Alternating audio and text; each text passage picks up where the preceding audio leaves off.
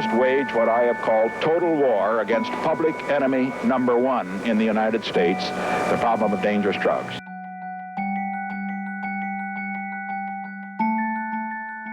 When Richard Nixon started the war on drugs, the federal budget allocation was $101 million.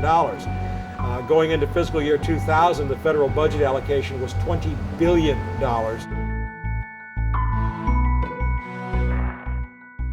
I had lost 2 family members and a best friend in a very short span of time to alcohol, cigarettes, and legal prescription drugs.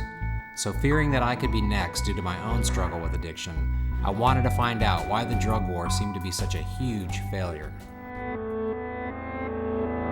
We're taking down the surrender flag that has flown over so many drug efforts. We're running up a battle flag. They can't even keep drugs out of the prison system. I just see such a corollary between the war on drugs and prohibition of alcohol. We tried the prohibition of alcohol, and I don't think anybody in this country wants to return to that. Money controls this whole movement.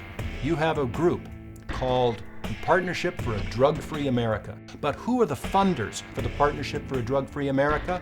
The tobacco industry and the alcohol industry. Here's the way a private prison works, okay? You pay somebody to build a fancy cage. Then you fill it up as far as you can get it. Now, if you've got 5,000 people in your cage and you're being paid $30,000, $40,000 a year for them, that's a lot of money. If you can, on top of that, use them as your private property that you can then make do work or make produce things that you get paid for on top of that, what a great deal.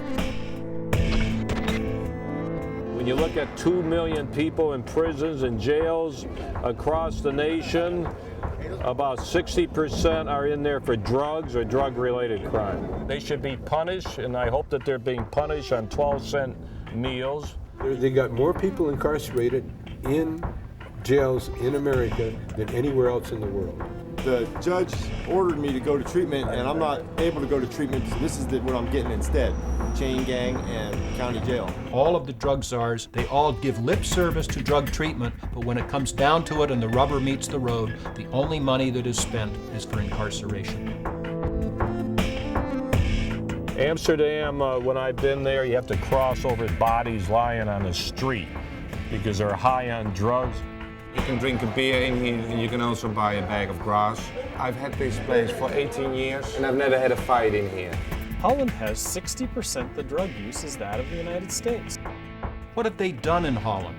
Well, they realize, of course, that the drugs are here to stay, and let's try to manage the problem. And they have put in a really effective harm reduction program. This scourge will stop.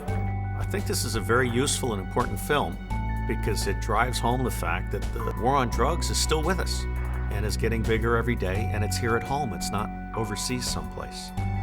This is a war for our soul, and this is a war that we're losing in more ways than one.